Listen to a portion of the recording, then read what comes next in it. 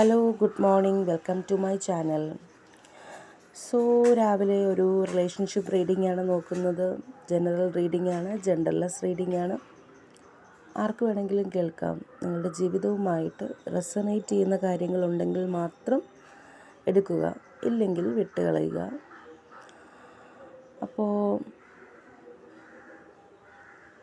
Negative കാര്യങ്ങൾ പറയുമ്പോൾ അത് നിങ്ങളുടെ ജീവിതത്തിൽ ഇല്ലെങ്കിൽ അട്രാക്റ്റ് ചെയ്യാതിരിക്കുക. ആദ്യം തന്നെ നമുക്കൊരു ആക്സ് ആണ് കിട്ടിയിരിക്കുന്നത്. ആക്സ് എന്ന് വെച്ചാൽ ഒരു ബ്രേക്കപ്പ്, സെപ്പറേഷൻ, സൈലൻറ്റ് ട്രീറ്റ്മെൻറ്റ്, ഉപേക്ഷിക്കൽ, ഇതൊക്കെയാണ് ആക്സ് റെപ്രസെൻ്റ് ചെയ്യുന്നത്. കഴിഞ്ഞ രണ്ട് മൂന്ന് പ്രാവശ്യത്തെ എനർജിയും ഇത് സെയിം ആയിട്ടാണ് വന്നിരിക്കുന്നത്. Something related to breakup. Sunglasses എന്ന് വെച്ചാൽ നിങ്ങളെ സ്റ്റോക്ക് ചെയ്യുന്നുണ്ടാരോ. Watching, looking, stalking. മൂന്നാമത്തെ കാർഡ് പറയുന്നത് ഇതൊരു കാർമിക് റിലേഷൻഷിപ്പാണ്. കാർമിക് റിലേഷൻഷിപ്പ് എന്ന് പറയുമ്പോൾ ഇഷ്ടം പോലെ ട്രിഗേഴ്സ് ഉണ്ടാവും, ഫീലിങ്സ് ഉണ്ടാവും. ലെസൺസ്, പാഠങ്ങൾ പഠിക്കാനുണ്ടാവും. ലെറ്റിംഗ് ഗോ, എങ്ങനെ ചെയ്യണമെന്ന് നിങ്ങൾ പഠിക്കും. വിട്ടുകളയാൻ പഠിക്കും,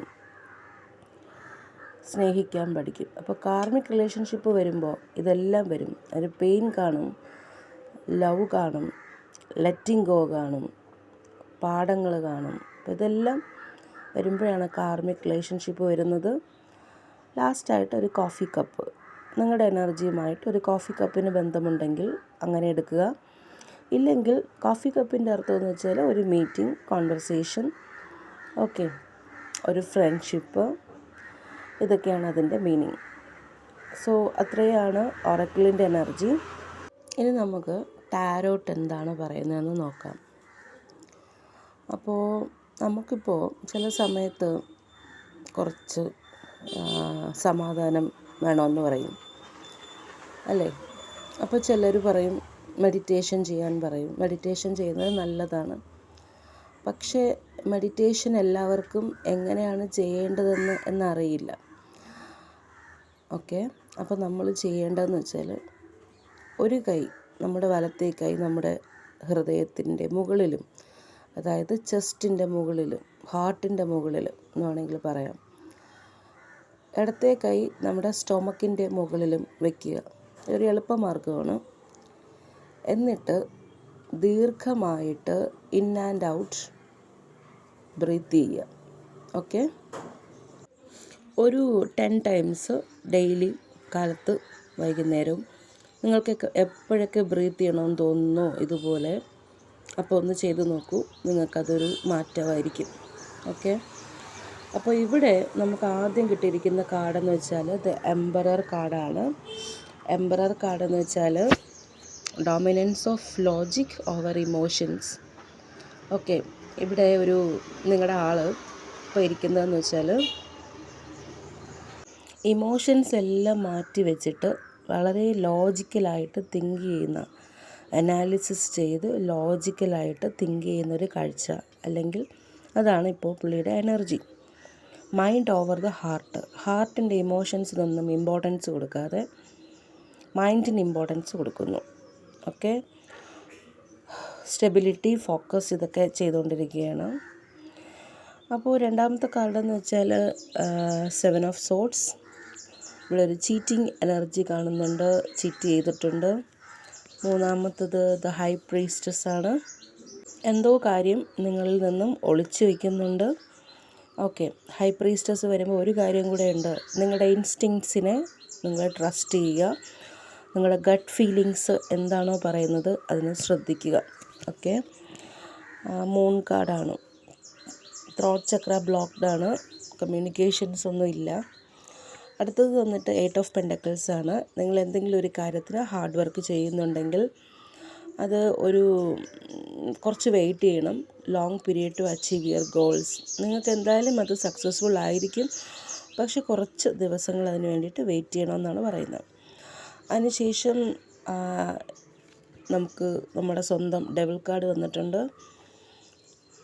ഇപ്പോഴും തേർഡ് പാർട്ടി എനർജി പുള്ളിയെ ഇൻഫ്ലുവൻസ് ചെയ്യുന്നുണ്ട്. അഡിക്ഷൻസ്, റെസ്ട്രിക്ഷൻസ് ഇതെല്ലാം ഉണ്ട്. ഓക്കെ, അപ്പോൾ അത് കഴിഞ്ഞിട്ട് വന്നിരിക്കുന്നത് ഏസ് ഓഫ് സോഡ്സ് ആണ്. ഏസ് ഓഫ് സോഡ്സ് എന്ന് വെച്ചാൽ പുതിയ ബിഗിനിങ്സ്, പുതിയ പ്രോജക്ട്സ്, പുതിയ പ്ലാൻസ്, ബ്രേക്ക് ത്രൂസ് ഇതൊക്കെ ആളിൻ്റെ ലൈഫിലൂടെ കടന്നു പോകുന്നുണ്ട്.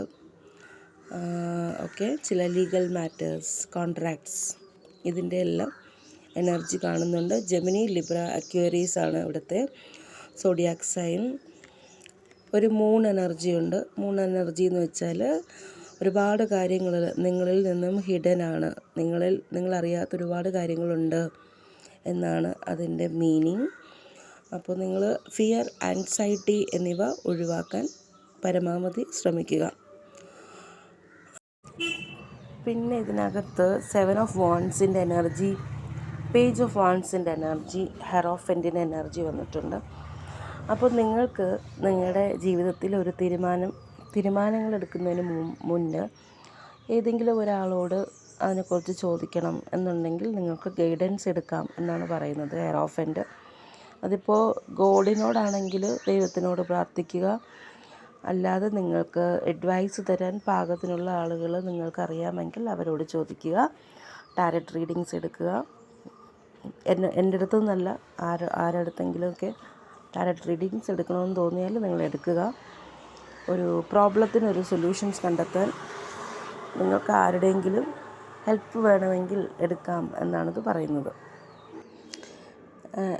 നിങ്ങൾ ആരെങ്കിലും നല്ലതായിട്ട് നെർവസ് ആണെങ്കിൽ എനിക്കും ആ എനർജി കിട്ടുന്നുണ്ട്.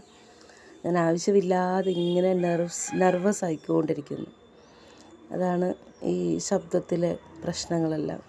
ഈ ടാരോട്ടിന് അങ്ങനെ ഒരു പ്രശ്നമുണ്ട്. നിങ്ങൾക്ക് എനർജി ട്രാൻസ്ഫറിങ് നടക്കും. ഓക്കെ, നിങ്ങളുടെ എനർജി എനിക്ക് കിട്ടും. ഞാൻ പിന്നെ റീഡ് ചെയ്തുകൊണ്ടിരിക്കുന്നതുകൊണ്ട് എൻ്റെ എനർജി നിങ്ങൾക്ക് കിട്ടിയാലും ആ റീഡിങ്ങിൻ്റെ കിട്ടുള്ളൂ. അല്ലാത്ത സമയത്ത് നമ്മൾ കോണ്ടാക്റ്റ് ഇല്ലല്ലോ. പിന്നെ ഇതിനകത്ത് വന്നിരിക്കുന്ന എക്സ്ട്രാ 3 കാർഡെന്ന് വെച്ചാൽ 7 of wands, page of wands and full card വന്നിട്ടുണ്ട്. അപ്പോൾ 7 ഓഫ് വാൻഡ്സ് എന്ന് പറയുമ്പോൾ ഇതുപോലുള്ള എനർജീസ് വരുമ്പോൾ ബ്രേക്കപ്സ്, ഓക്കെ, ഒഴിവാക്കൽ, അങ്ങനെയുള്ള എനർജിയൊക്കെ വരുമ്പോൾ നിങ്ങളെ തന്നെയും പ്രൊട്ടക്റ്റ് ചെയ്യുക, ഡിഫെൻസീവ് ആവുക. അതിൻ്റെ കൂടെ നിങ്ങളുടെ കൂടെ കുട്ടികളൊക്കെ ഉണ്ടെങ്കിൽ അവരെയും നിങ്ങൾ പ്രൊട്ടക്റ്റ് ചെയ്യുക.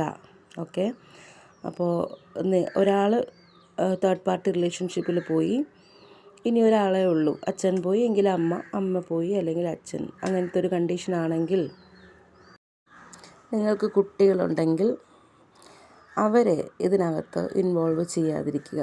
അവർ പഠിക്കാൻ പോകുന്നവരാണ്, അവർക്ക് ഇമോഷൻസ് ഉണ്ട്, അവർക്ക് ഇൻഡിവിജ്വാലിറ്റി ഉണ്ട്. അപ്പോൾ അനാവശ്യമായിട്ട് കുട്ടികളെ ഈ കാര്യം പറഞ്ഞിട്ട് ഉപദ്രവിക്കുക, അവരെ പിടിച്ചടിക്കുക, അവരോട് വഴക്ക് കൂടുക, അവരുടെ കാര്യങ്ങളൊരു മുടക്കം വരുത്തുക, ഇങ്ങനെയുള്ള കാര്യങ്ങൾ ചെയ്യാതിരിക്കാൻ നിങ്ങൾ പരമാവധി ശ്രമിക്കണം. കാരണം ഇതിനിടയ്ക്ക് എപ്പോഴും ഹെൽപ്ലെസ് ആവുന്നത് കുട്ടികളാണ്. അപ്പോൾ അത് എപ്പോഴും ശ്രദ്ധിക്കുക. അതുപോലെ സിംഗിൾ ആൾക്കാരാണെങ്കിൽ നിങ്ങൾക്കതിൻ്റെ ഒരു പ്രശ്നം വരില്ല. പക്ഷേ എക്സ്ട്രാ മാരിറ്റൽ റിലേഷൻഷിപ്പൊക്കെ വരുമ്പോൾ എപ്പോഴും നമ്മൾ കുട്ടികൾ ഇതിനകത്ത് പെട്ടിട്ട് ഭയങ്കരമായിട്ട് അവർ അനുഭവിക്കുന്നുണ്ട് വിഷമം. സോ അത് നിങ്ങളെപ്പോഴും ഓർക്കുക. അല്ലെങ്കിൽ ഈ കുട്ടിക്കാലത്തുള്ള ചില അനുഭവങ്ങളെല്ലാം അവർക്ക് ഇന്നർ ചൈൽഡ് ഇഷ്യൂസൊക്കെ ഉണ്ടാക്കും. അത് അവരുടെ ഫ്യൂച്ചറിൽ അവരെ നല്ല രീതിയിൽ ബാധിക്കുന്നൊരു കാര്യമാണ്. അപ്പോൾ അവസാനം വന്നിരിക്കുന്നത് ദ ഫൂൾ എന്ന് പറയുന്നൊരു കാർഡാണ്. ഫൂൾ എന്ന് പറയുന്ന കാർഡെന്ന് വെച്ചാൽ നിങ്ങൾക്ക് ഫ്യൂച്ചറിൽ ന്യൂ ബിഗിനിങ്സ് ഉണ്ടാകാൻ ഒരുപാട് ചാൻസസ് ഉണ്ട്, ഒരുപാട് ഓപ്പർച്യൂണിറ്റീസ് വരും, ഒരുപാട് പൊട്ടൻഷ്യൽ റിലേറ്റഡ് ആയിട്ടുള്ള കാര്യങ്ങൾ നിങ്ങളുടെ ജീവിതത്തിലോട്ട് വരും. ആ സമയത്ത് യൂണിവേഴ്സിനെ ട്രസ്റ്റ് ചെയ്തുകൊണ്ട് മുന്നോട്ട് പോവുക. ഓക്കെ, അപ്പോൾ അത്രയേ ഉള്ളൂ ഇന്നത്തെ റീഡിങ്. കമൻസ് ചെയ്യുക. നിങ്ങളുടെ കമൻസിലൂടെ മാത്രമേ എൻ്റെ റീഡിങ്ങിനെ കുറിച്ച് എനിക്ക് കാര്യങ്ങൾ വിലയിരുത്താൻ പറ്റുള്ളൂ. ഞാൻ കഴിഞ്ഞ റീഡിങ്ങിലും ഇന്നുമായിട്ട് കുറേ കാര്യങ്ങൾ ഇങ്ങനെ എക്സ്ട്രാ പറയുന്നുണ്ട്. അപ്പോൾ എനിക്കിങ്ങനെ ഡബിൾ കാർഡും അങ്ങനത്തെ കാര്യങ്ങളൊക്കെ കാണുമ്പോഴാണ് പെട്ടെന്ന് ഞാൻ അങ്ങനെ പറഞ്ഞു പോകും. അങ്ങനത്തെ കാര്യങ്ങൾ ഒഴിവാക്കണം റീഡിങ്ങിലെങ്കിൽ തീർച്ചയായിട്ടും പറയാം. അങ്ങനത്തെ കാര്യങ്ങൾ പിന്നെ റീഡിങ്ങിനകത്ത് പറയില്ല.